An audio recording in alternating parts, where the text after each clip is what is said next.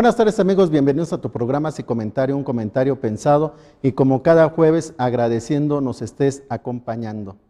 Se dice que en criminología se conoce más de psicopatología que de empatía. Son unas frases que acompañan al libro de Trata de Personas del doctor Eric Gómez Tagle López. ¿Recuerdan ustedes que ya lo habíamos tenido aquí en la ciudad de Morelia, que había dictado un curso que, bueno, es muy importante para la Federación Mexicana de Psicología, y nuevamente viene a dictar unas conferencias en el primer foro de psicología de la Federación Mexicana de Psicología, y pues no debíamos nosotros dejar escapar que nos acompañara aquí a tu programa, y él dijo, bueno, les debía a ustedes que nuevamente pasaría a visitarlos y hablarnos un poco más a profundidad de este libro tan interesante que recuerden que nos hizo favor de obsequiarnos y que bueno, ha sido una lectura que nos está acompañando, ha hecho que podamos definir varios de los conceptos que acompañan este libro. Entonces, sin más preámbulo, para aprovechar a lo máximo la visita del doctor Eric Gómez Tagle López, pues primero que nada felicitarlo, él cumple años hoy mismo y quiso venirlo a festejar a Morelia y más venirlo a festejar aquí a tu programa Psicomentario, un comentario pensado. Entonces, vamos a presentar nuevamente al doctor y decir por qué ese epígrafe que acompaña a su libro Trata de Personas. Buenas tardes, doctor, ¿cómo estamos? Muy buenas tardes, nuevamente agradecido con la invitación, con tu público. Realmente la cuestión de la criminología es que hay una transición importante que aún no se ha acabado de acuñar como se debiera. La criminología durante mucho tiempo habló solo de conductas antisociales. Dentro de esa clase de ilícitos podemos encontrar la trata de personas. El problema es que efectivamente, como usted bien lo señala, hay un problema ahí en cuanto que nos hemos enfocado únicamente en explicar el porqué del comportamiento criminal, pero no conocemos el otro lado, porqué de las conductas prosociales. Cuando ahí se menciona que conocemos más de psicopatologías que de la cuestión de la empatía, es porque debe haber un equilibrio en la explicación del comportamiento humano. No solamente en criminología nos debemos enfocar en el por qué la gente transgrede las normas, sino también explicar simultáneamente por qué la gente sí las cumple. Y no solamente por la amenaza de sanción, que sería la explicación más sencilla. La gente también la cumple porque hay una introyección de las mismas, porque hay un compromiso con la legalidad, porque hay un conocimiento amplio de lo que es la cultura y de los valores cívicos. Este tema me parece que es muy importante. No puede haber más criminólogas y criminólogos que únicamente se especialicen en conocer el aspecto negativo del ser humano, sin simultáneamente explicar también lo que llamamos criminología positiva o estudios para la paz. La gente debe saber la cuestión negativa, pero también comprender que hay actos heroicos en el ser humano. La trata de personas es un flagelo muy grande en la humanidad, que justamente debe contrarrestarse no solo con políticas criminológicas bien diseñadas desde el Estado y de la colaboración entre los diferentes países, sino principalmente a partir de la denuncia ciudadana. Y lo que está implicando todavía en mayor medida es la protección a grupos en situación o condición de alta vulnerabilidad. Y ellos requieren justamente la participación de todas y de todos. Gente comprometida por la empatía y no solamente darnos cuenta del aspecto negativo de la sociedad. Muy bien, y me gustaría, pues tomé algunos apuntes de este tan interesante libro, que todas las personas que estudian criminología, psicología, victimología, todas estas ciencias que causen la empatía, como bien lo dice, pues es necesario primero que nada definir, como usted dice, la confusión conceptual referente a la trata de personas. Es la idea de una forma contemporánea de esclavitud. Efectivamente hay diferentes interpretaciones. La más antigua es cuando se le confunde con lo que se llama trata de blancas. Esta es una connotación racista y completamente fuera de contexto histórico. El otro aspecto que suele confundirse es con el enocinio, o también llamado proxenetismo, dependiendo del país del cual se trate. En la trata hablamos de una privación de la libertad en la mayor parte de las veces y además una concurrencia con delitos vinculados con criminalidad organizada.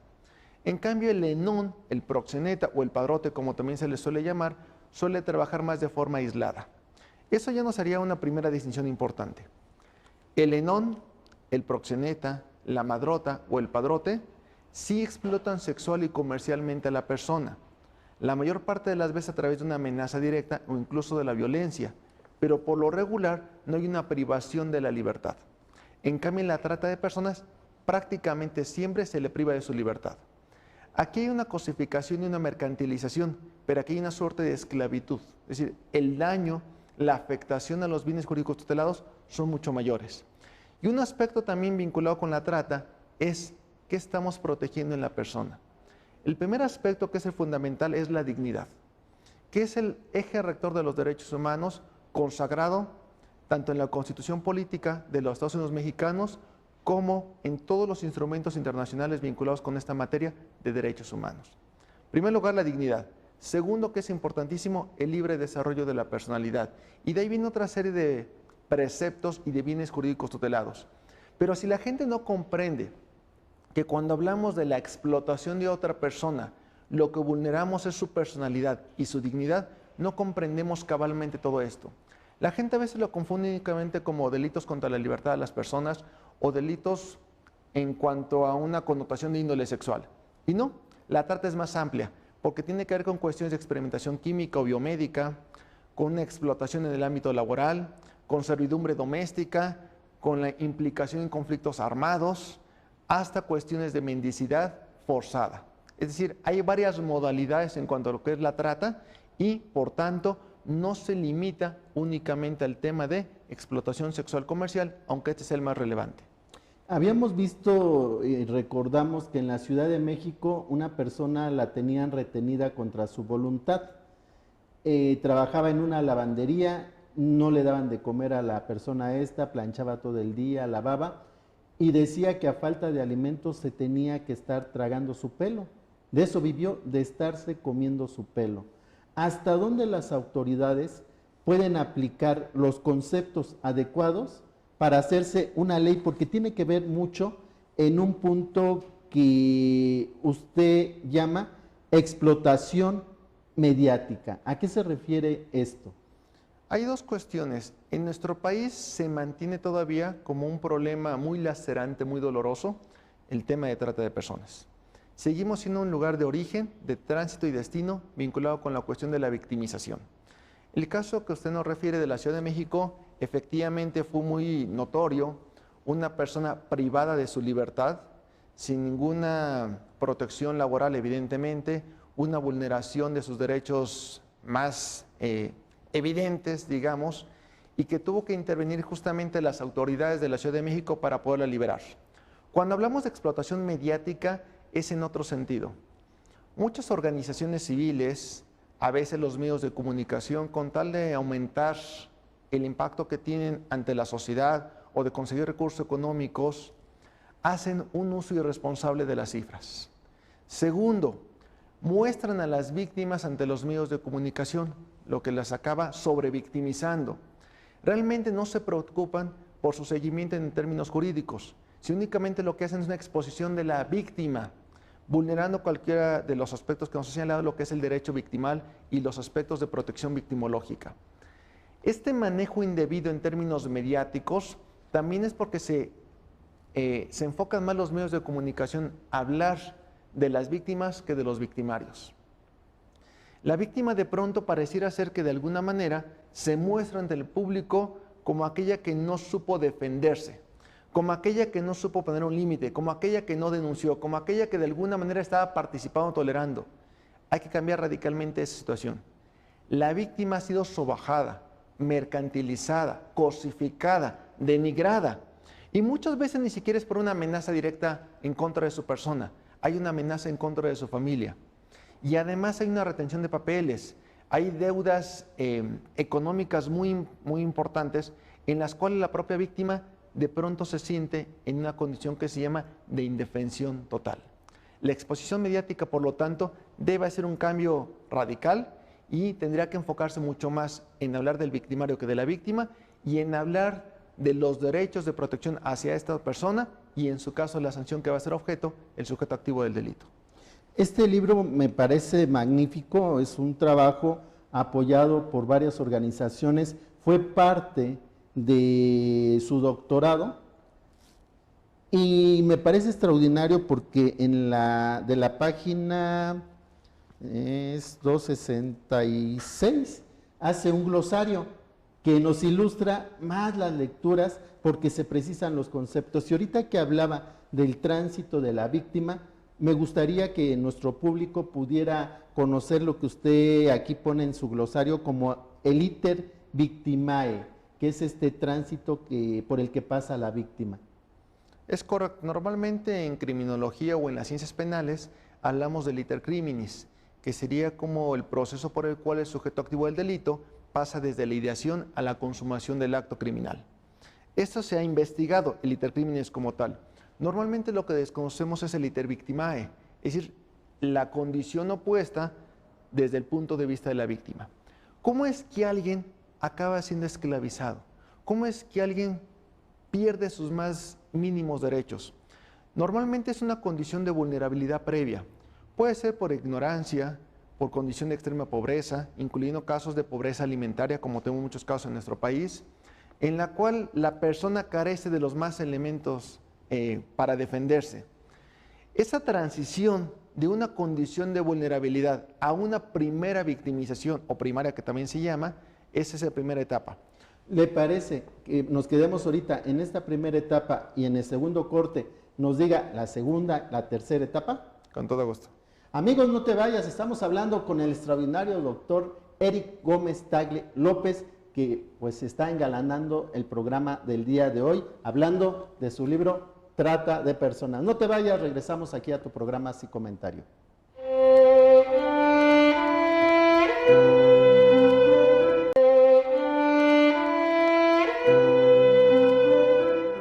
Bueno amigos, ya regresamos, estamos hablando con el doctor Eric Gómez Tagle López, hablando, ya decíamos, de este libro tan interesante, de un problema que se está presentando, pero que no había estudios serios y acuciosos sobre la trata de personas. Entonces, antes de irnos al corte, le preguntamos al doctor, este tránsito que pasa a la víctima del iter victimae, y nos está hablando del primer proceso. Entonces, doctor, el primer paso de la víctima, ¿cuál es el segundo o en qué concluye el primero? La primera condición, que es la situación de vulnerabilidad, explicamos a partir de una condición de ignorancia, porque es una condición de migrante indocumentado, por una dependencia económica, por una baja autoestima. Es decir, hay varios problemas asociados con la persona, desde un punto de vista biopsicosocial. Posteriormente hay quien se va a aprovechar de esa condición, puede ser por un abuso de poder o por una situación, por ejemplo, de vínculos laborales, afectivos o de deudas económicas. La victimización primaria es cuando se comete el ilícito, la privación de la libertad, una violación, un embarazo forzado, prostitución forzada, varias posibilidades. Victimización secundaria va a ser cuando esta persona pide el apoyo a alguna autoridad.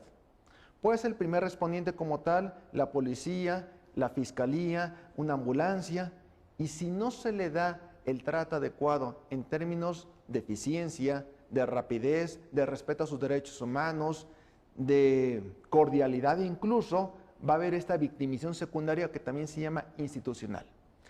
La terciaria son las consecuencias de la victimización previa. Podría resultar un embarazo, un hijo no deseado, una enfermedad de transmisión sexual, que la persona se deporte, por ejemplo, el escrutinio público, que la gente le esté señalando en la calle, la utilización indebida de su imagen, por ejemplo, que ya señalábamos en los medios de comunicación, etc. Cuando hablamos de las secuelas de esa afectación, esa se va a llamar la victimización terciaria. Hay un proceso, por lo tanto, de acompañamiento institucional muy importante. Obviamente, la gente que se dedica a la psicología, al trabajo social, a la seguridad pública, etc., todo mundo sabemos que el énfasis debe ser la prevención. El problema es que para prevenir primero debemos de conocer el problema. Y en nuestro país hay una escasez de estudios científicos e institucionales vinculados con la trata de personas. Los pocos que hay normalmente se circunscriben a cuestiones de índole jurídica. Aspectos criminológicos, psicológicos, de atención victimológica prácticamente no hay.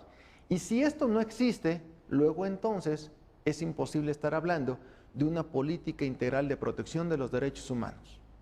Muy bien, y esto me lleva a la siguiente parte de cómo fue desarrollando usted su libro. Cuando habla de ausencia de impacto en las políticas públicas, ¿a qué nos referimos con eso?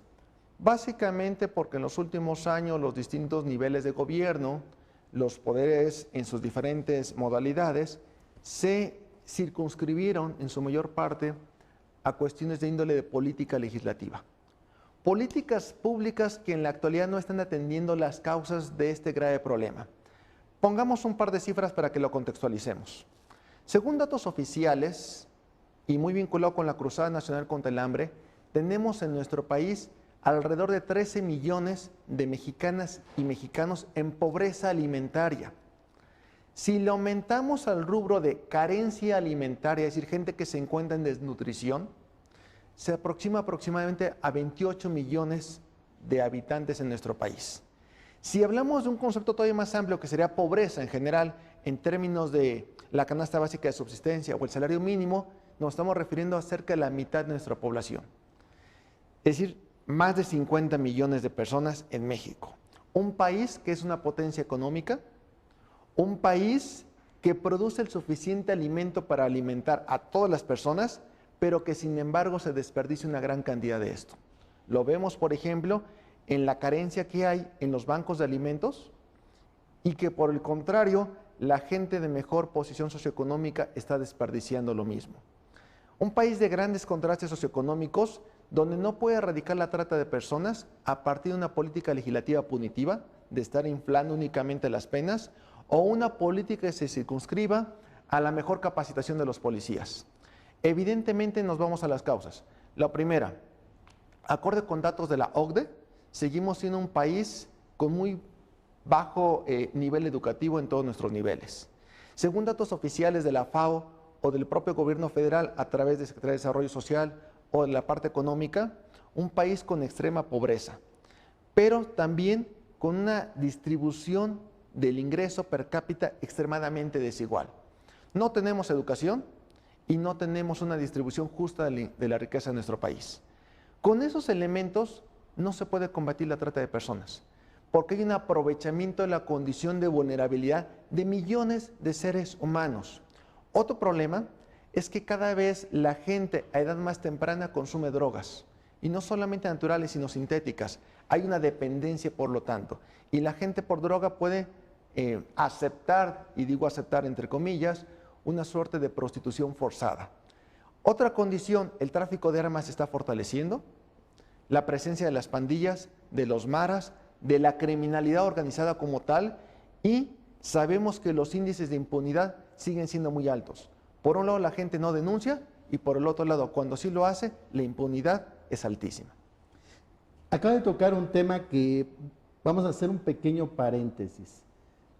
Un legislador panista propone que se arme la gente, como en el viejo oeste, que cada uno ande con sus armas en el auto, en la calle. ¿Esto vendría a solucionar el alto índice de criminalidad o qué pasaría si se empieza a armar a los ciudadanos? No conozco ningún estudio científico serio que podría avalar esa propuesta legislativa que justamente se hizo hace unos días. No tendría ningún sentido. Por el contrario, pasaría lo mismo que sucede ya en naciones como en Estados Unidos, donde el número de francotiradores, homicidas seriales, homicidas múltiples e incluso condiciones de masacre en las escuelas se presentan cotidianamente. El argumento de decir, se incrementa la inseguridad pública, luego entonces que cada persona porte un arma en su negocio, en su automóvil o incluso en la vía pública que la ande portando para defenderse. La idea de que el sujeto activo del delito lo va a pensar dos veces es completamente equivocada. Si el sujeto que va a asaltar, va a cometer un ilícito, prevé la posibilidad de que el otro esté armado, antes de pretender negociar con él, inmediatamente llego y lo amenazo, lo amago o incluso le disparo. Más allá, pensemos que no solamente se trata de la protección ante un delito de robo o que esté en riesgo mi vida o mi libertad. Vamos a suponer que voy por la calle, un sujeto se me acerca, pienso que me está intimidando, me está amenazando, inmediatamente saco mi arma. El sujeto que también está en la misma condición que yo, saca la arma. Ya no va a ser una confrontación física como antes, ahora será algo mucho más violento. La propuesta de política criminal, pretendidamente sustentada en la autorización de la aportación y uso de armas, no tiene ningún sentido. Y lo decimos como tal. Esta propuesta viene justamente de algunos legisladores más vinculados con el Partido Acción Nacional, es quien lo ha llevado a cabo a las tribunas, y como propuesta legislativa, por supuesto que se permite. Estamos en democracia y todos los puntos de vista son bienvenidos. Lo que hay que ser enfáticos es que desde las ciencias penales, las ciencias forenses y en particular la criminología, esa propuesta no tiene ningún sentido. Pues gracias por la aclaración de este punto. Siguiendo con el libro de trata de personas, hay un desarrollo incipiente de la investigación a nivel nacional. Creo yo que he estudiado un poco sobre el tema, que no había existido un libro tan preciso, porque lo reseña usted con estadísticas, ¿sí? Números fuertes. ¿Qué ha pasado que no se habían hecho trabajos tan serios y cómo vemos el futuro que trae este libro? Había algunos antecedentes, sobre todo de índole periodístico, antropológico y algunos más circunscritos a la condición psicológico-psiquiátrica de las víctimas. Un primer problema es que normalmente estamos muy divididos en las ciencias. Se habla de la interdisciplinaridad e incluso de la transdisciplinaridad, pero más en el discurso que en la práctica. Pocos colegas se atreven a incursionar en diferentes ámbitos y el conocimiento no está fragmentado. Lo hacemos así para fines didácticos y analíticos, pero en materia de una investigación profunda sobre un flagelo tan grave, es necesaria una investigación de carácter muchísimo más amplio. Y obviamente eso no se hace en unos meses, se lleva años. De pronto hemos encontrado diferente literatura, toda muy encomiable y aplaudible, por supuesto, pero que no se hace con la seriedad que se debe. Y trabajar un tema como estos de manera superficial, lo que hace es contaminar al lector, porque no le da elementos serios, teóricos, debidamente sustentados, no hay una revisión histórica, no se conocen los tratados de los que México forma parte, se carece del conocimiento en cuanto a las políticas públicas básicas, y lo que hacemos simplemente es alarmar a la población. El tema existe, ya hay una coordinación nacional para trabajar la temática de trata, que no ha dado los resultados, eso es cierto, porque también es cierto que las personas que liderean son servidores públicos más políticos que científicos. Y hay un problema muy importante. La otra, sigue habiendo una serie de intentos por generar políticas en cuanto que de repente quieren criminalizar la prostitución, por ejemplo. De eso no se trata. Ya sea que discutamos que es una suerte de explotación sexual comercial o es un trabajo sexual, pero no podemos criminalizar a las personas que de forma voluntaria, diríamos, libre, informada, consentida y siendo adultos, deciden ejercer cierta actividad con su cuerpo. Podremos no estar de acuerdo en términos morales y sociales, pero otra es la cuestión jurídica. Primer punto, no se puede criminalizar como tal la prostitución. Es una condición humana que ha acompañado durante muchísimo tiempo y que lo que debemos hacer es desalentar, primero, al cliente explotador de alguna manera, y segundo, la sexoservidora o el sexoservidor ofrecerle alternativas de trabajo. Evidentemente nadie lo hace por gusto y está criminalizando eso, no es la respuesta. Seguir aumentando las penas no tiene ningún sentido. La idea de la prisión es lo que se llama tratamiento en internación. Y hoy tenemos en nuestro país penas de 50, 60, 70 años, diríamos ridículas. No tienen ninguna razón de ser. La penología, el derecho penitenciario y todo lo que se acompaña desde un punto de vista constitucional, diríamos es completamente contradictorio. Se prohíbe en nuestro país la venganza. La idea de la prisión no es el castigo, es el tratamiento en internación. En la práctica lo que vemos es justamente lo contrario.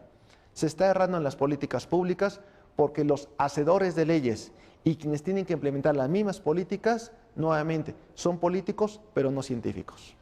Caray, Pues contundente estas afirmaciones. ¿Le parece que sigamos bajo la misma tónica después del corte? Con todo gusto. Amigos, no te vayas. Están viendo que esto es sumamente candente. Los políticos deberían estudiar, informarse y con autoridades como el doctor Eric Gómez Tagle López. Regresamos aquí a tu programa y comentario.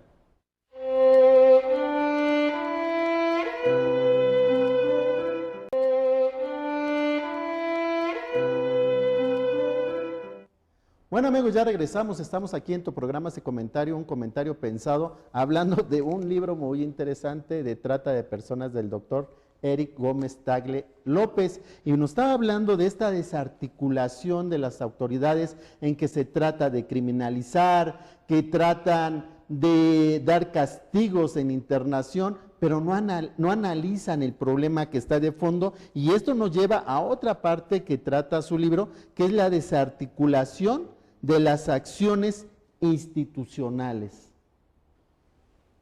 Armándolo, encadenándolo con la pregunta anterior, que era la incipiente investigación al respecto de lo que nos está hablando, de querer criminalizar, de que hay más política y no acciones de investigación, ¿cómo vemos esta desarticulación de las acciones institucionales, doctor? Pensemos que, por ejemplo, la Secretaría del Trabajo y Previsión Social hace algunos años desarrolló una serie de estudios muy importantes en coordinación con la Organización Internacional del Trabajo, básicamente para buscar la implementación de lo que es el Convenio 182, que prohíbe lo que le llaman las peores formas de trabajo infantil. Eso es correcto, pero solamente se limitaban a un aspecto. El Sistema Nacional DIF igualmente tiene varias direcciones de protección de la infancia o de protección de la niñez y la adolescencia, de protección en condición de vulnerabilidad, pero el DIF y Secretaría del Trabajo no se estaban conectando adecuadamente. La Procuraduría General de la República también tiene sus áreas de investigación, tiene fiscalías especializadas vinculadas con la trata, pero esa instancia es únicamente ya, como su nombre lo indica, de procuración de justicia. Se requiere vincular con la parte de carácter preventivo. La Universidad Nacional Autónoma de México, la UNAM, generó una cátedra extraordinaria vinculada con la trata, pero solamente la UNAM y las otras universidades. Hay más de 1.200, 1.300 universidades en nuestro país, de las cuales solamente una tenemos conocimiento que tenga una cátedra extraordinaria vinculada con la trata. Quiere decir, ni siquiera el 1% de la investigación en el país se está trabajando el tema. Esa es parte de la desarticulación. Y si además vemos quiénes son los que están implementando las políticas, quiénes son los legisladores, no encontramos prácticamente ningún especialista que esté trabajando con ellos. Evidentemente uno no es quien para llevar directamente la iniciativa, pero sí puede funcionar como un asesor técnico parlamentario. Eso no está pasando. La otra, cuando las procuradurías, por ejemplo, contratan a alguien para que capacite a policías, ministerios públicos, peritos, lo que hacen normalmente es decir, tenemos a 100 servidores públicos, capacitación de 8 horas, una semana completa, 40 horas y van para afuera. Es decir, no hay lecturas, no hay prácticas, no hay investigación, lo que es una saturación de conocimientos. 40 horas, 100 personas y todos aprobados. Cuando se dan los informes, dicen ningún problema, tengo tanto personal debidamente capacitado. Pero eso es una mentira. Si no hay una investigación detrás, si la gente no comprende todo lo que implica esto, me queda claro que simplemente estaremos llenando números. ¿Cuántos servidores públicos estarán en condiciones de aplicar lo aprendido si recibieron una condición didáctica completamente negativa? Nadie que desconozca un tema se va a sentar en un salón de clases, además de manera obligada, durante 8 horas, al día siguiente me vuelvo a presentar. ¿De qué manera lo puedo aprender intelectual? Prácticamente nadie, es antipedagógico.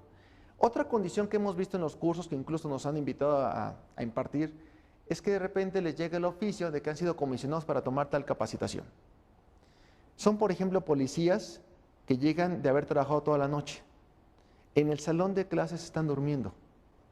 Y cuando uno les llama la atención, explican que humanamente no es posible haber estado despierto toda la noche y posteriormente presentarse 8 horas de capacitación. Falta que también comprendamos el lado humano de los servidores públicos. Si los vamos a capacitar, tenemos que generar un grupo de alta especialización. No se trata simplemente ahora de que todos tengamos un conocimiento. Por supuesto, hay temas generales de prevención, me queda muy claro, pero eventualmente hay que generar otra cosa, que son fiscalías especializadas, policías especializadas, ministerios públicos o fiscalías de alto nivel vinculados con el tema. No todos podemos trabajar todos los temas, y ahí está el problema también.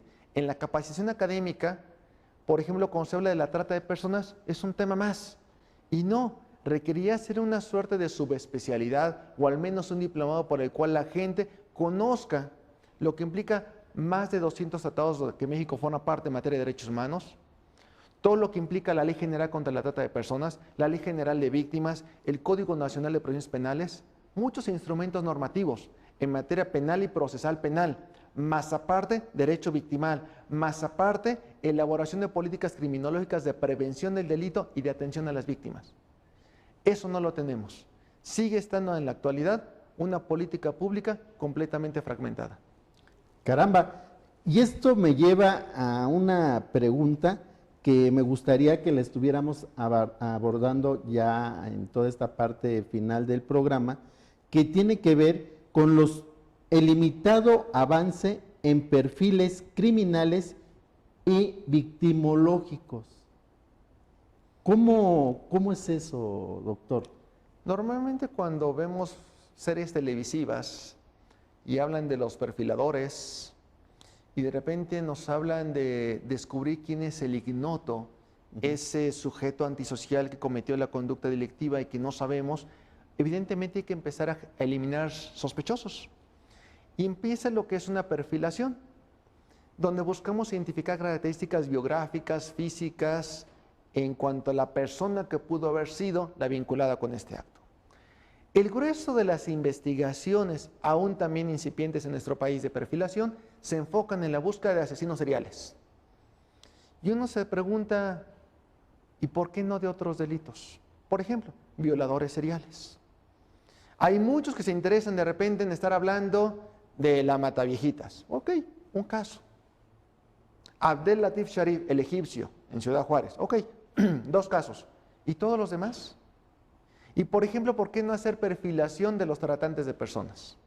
¿Por qué no hacer perfilación de los pornógrafos y los pornófilos? Perfilación de proxenetas, de lenones, de corruptores de menores. De eso no se habla. La perfilación también es pobre. Otra condición es que no solamente hablamos de delitos sexuales, por ejemplo. Hay muchos delitos cibernéticos vinculados con esta materia. Desde el sexting, el grooming, esta suerte de ciberacoso que se presenta también justamente en contra de los menores. Ahí debemos hacer una perfilación en un medio de campo digital. El consumidor, por ejemplo, de pornografía de menores de edad, no necesariamente es el mismo que el agresor sexual de menores de edad. Tenemos que hablar de pedófilos, de pederastas, de como tal la gente que suele consumir esta clase de pornografía y no ese clásico agresor sexual que nos imaginamos, que es un desconocido que nos acecha en un lote baldío cuando está muy oscuro y de repente nos ataca. Esa es una clase de agresores sexuales. Estos otros, sabemos que hay ministros de culto religioso, hay empresarios, hay autoridades, hay políticos, hay padres de familia, justamente porque la posibilidad de cometer un acto de pedofilia o de pederastia te va a implicar que debas de mantener en la fachada pública. Muchos agresores sexuales están casados y tienen hijos. Lo que logran es disociar justamente sus dos facetas como sujeto activo del delito. Y esto es muy importante. De repente la gente, cuando empieza a hablar de perfilación, cree que todos son psicópatas. Y no, hay una enorme cantidad de trastornos, de afectaciones, de perfiles que debemos de conocer, con instrumentos como el DSM-5 o el C10, que aunque son más bien desarrollados desde el campo de la psiquiatría y con aplicación en la psicología, otras áreas como las ciencias forenses y todo lo que tiene que ver con la cuestión pericial, nos podemos llegar también de ello.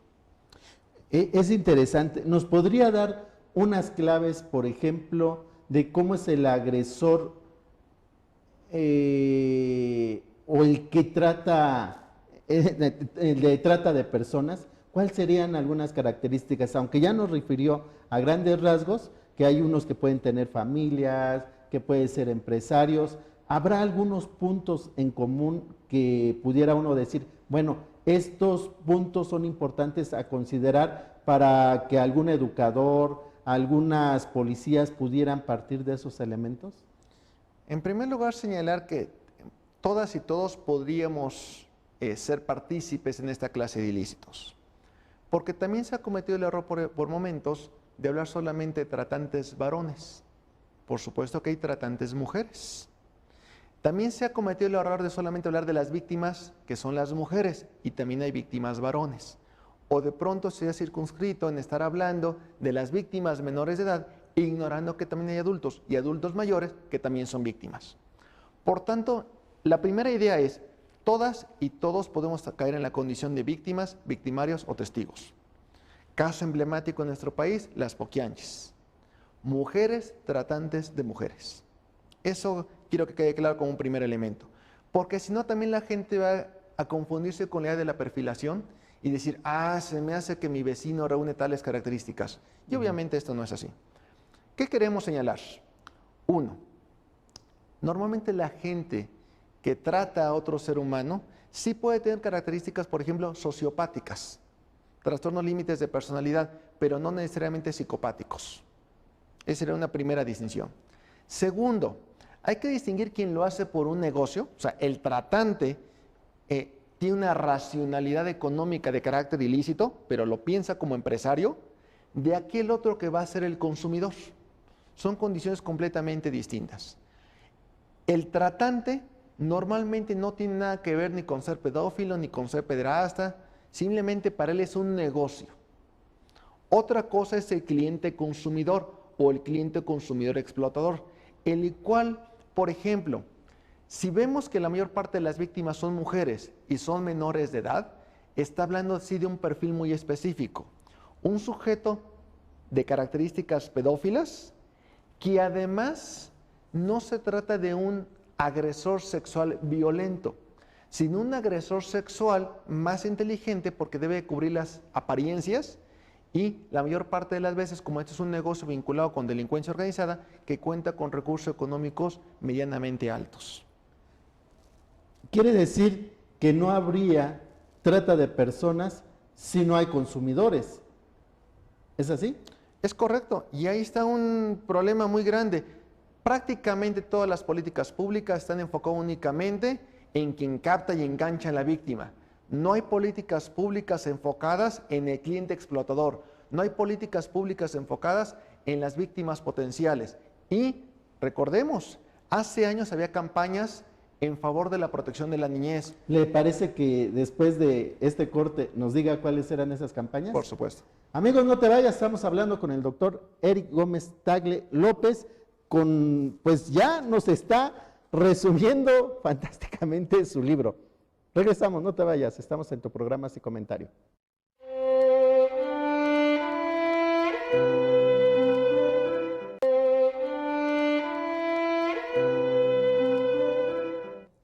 Amigos, ya regresamos, estamos en tu programa Psicomentario, un comentario pensado con un gran invitado, un invitado de gala, que es el doctor Eric Gómez Tagle López, que bueno, de verdad estamos disfrutando cómo nos está explicando paso a paso cómo llevó su investigación para poder tener este magnífico libro de trata de personas. Entonces, no sé si se aplique el dicho de que no tiene culpa el indio, sino el que lo hace compadre. Nos referíamos al que no habría trata de personas si no hay gentes que consuman a estas personas. Y nos refería a él que hay una serie de campañas que se han realizado al respecto, doctor. Sí, recordemos simplemente de prevención del abuso sexual en contra de niñas, niños y adolescentes que hace años existía en nuestro país, que era la de Mucho Ojo. Esa campaña está enfocada en la niñez, que pudiera advertir justamente condiciones inadecuadas, condiciones de riesgo y eventualmente proceder a su denuncia o escapar. Ya no se hacen políticas en favor de la protección de la niñez. Ahora las políticas son punitivas, donde amenazan cada vez con mayor pena al sujeto activo del delito. Y evidentemente esta parte punitiva debe existir, pero debe ser en correspondencia con el otro 50%, la prevención victimal. Esto se va a llamar prevención criminal, esta parte va a ser prevención victimal. Iniciamos justamente este programa hablando de que la gente se ha enfocado mucho más en estudiar la conducta criminal o las psicopatologías en lugar de la empatía. Y cambiamos el nombre a Estudios para la Paz. ¿Cómo hacemos para generar comunidades seguras? Antes el tema era seguridad pública, después se cambió a seguridad ciudadana. Hoy el tema, como se debe abordar, es la generación de comunidades seguras. Y evidentemente no se trata de más policías. Requiero generar un ambiente sano de vivienda, de esparcimiento, de cultura, de arte, de deporte, de educación, de trabajo, etc. Una comunidad segura no solamente es la posibilidad de que no me roben, no me maten o no me violen. Una comunidad segura es el pleno ejercicio de los derechos ciudadanos y de los derechos humanos, los cuales además, como sabemos, son obligatorios en nuestro país. Entonces, va cambiando el concepto. La propia ONU ya nos habla de incluso un término más amplio que sería seguridad humana integral. Si seguimos pensando en nuestro país, en que la respuesta va a ser a través de eficientar a las policías, diremos, se requiere, pero es insuficiente. Ahora vemos que con la propuesta económica para el 2017 hay un revés muy importante, que es que se están eliminando los recursos para la prevención social de la violencia y la delincuencia. Y eso es gravísimo. Se está apostando nuevamente, o sea, hay un retroceso en la política que se había ya mejorado, pero hay un retroceso ahora, en cuanto a que es únicamente en el combate frontal a la delincuencia. Y eso no da resultados. Requerimos nuevamente la inversión pública y privada en lo que se conoce como prevención social de la violencia y la delincuencia. Y ahí vamos a converger no solamente los criminólogos, sino los psicólogos sociales, los trabajadores sociales, los sociólogos, economistas, demógrafos, estadísticos, etc. Creo que si hacemos una suma de talentos, sí podemos atender, prevenir y eventualmente erradicar temas como la trata de personas. Si por el contrario seguimos confundiéndonos con la idea de que la educación sexual no se debe dar a temprana edad, si seguimos confundiéndonos con la idea de marchas en favor de la familia natural que no tendría mayor sentido, creo que estamos desviándonos. Tenemos víctimas reales, tenemos miles de niñas y niños en situación de calle, tenemos miles de niñas y niños que son traficados fuera de nuestras fronteras. Ahí está el problema verdadero.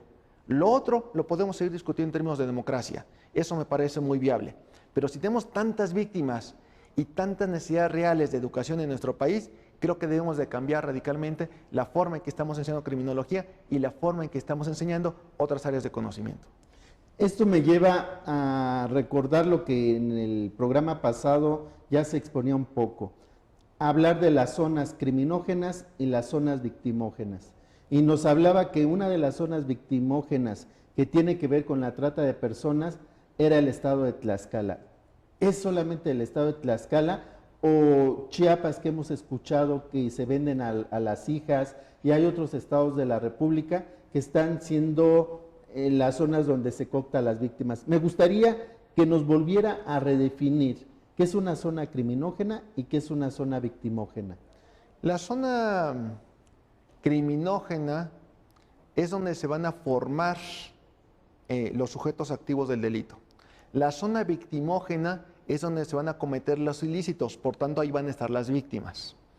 Hay muchos estados de la República Mexicana en la cual sigue siendo un problema. Vamos a mencionar algunos. El Estado de México, la zona, el municipio de Chalco, de Catepec, Nezahualcóyotl, tiene problemas importantes vinculados con la trata. Pensemos en Chiapas, evidentemente toda la zona fronteriza que tiene con otros países, pero también hablemos, por ejemplo, de Acapulco o de Cancún. Es decir, Guerrero y Quintana Roo también tienen problemas.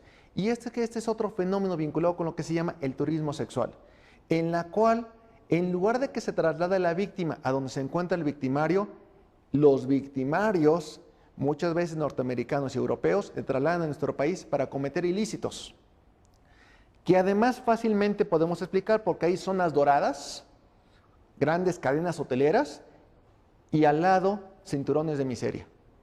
Vemos que por un lado se permiten todavía prácticas que ya tendrían que estar desfasadas, como la venta de mujeres y, por ejemplo, la contratación de servidumbre doméstica en condiciones completamente deplorables.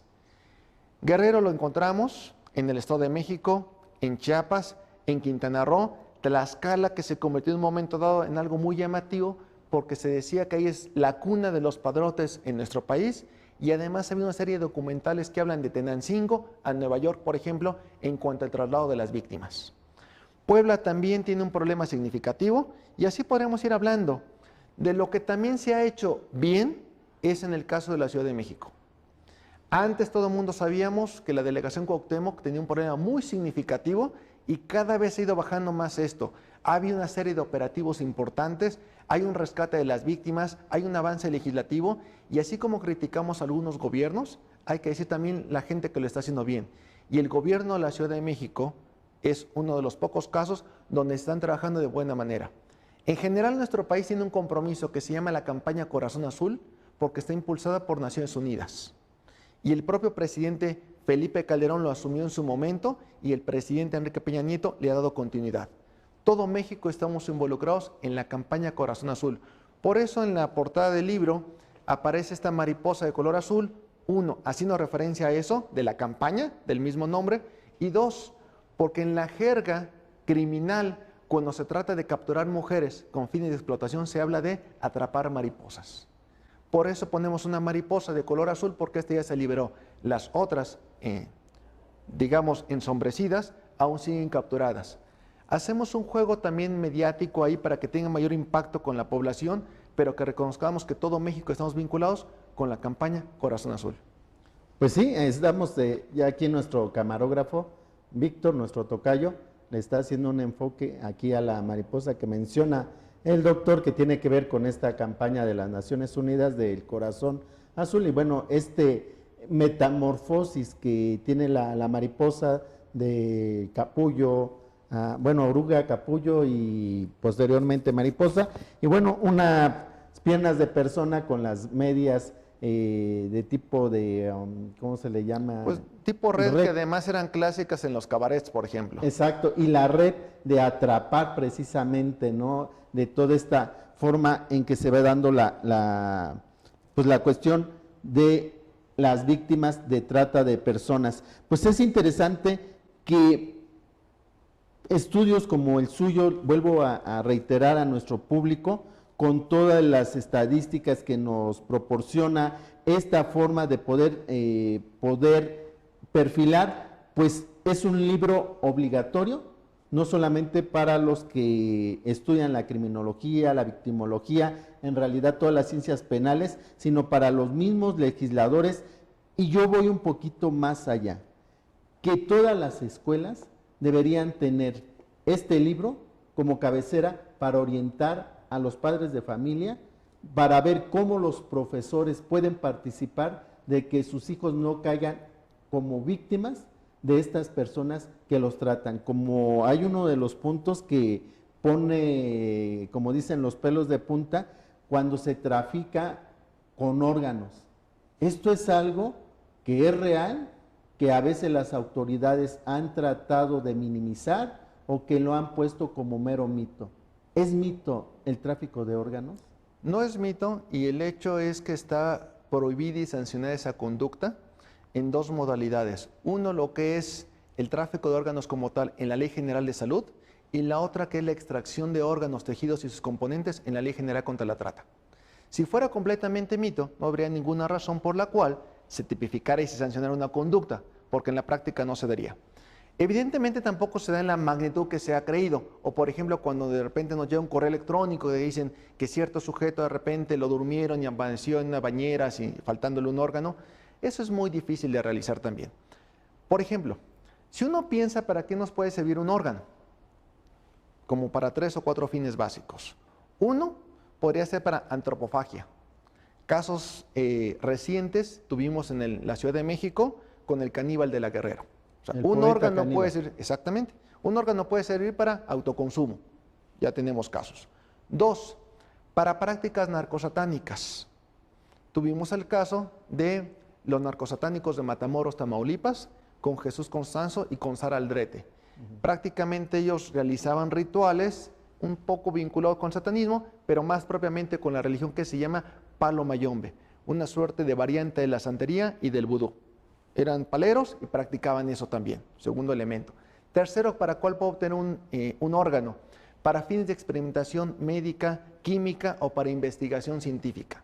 Si no se consiguen por la vía legal, se podrían conseguir también de otra manera.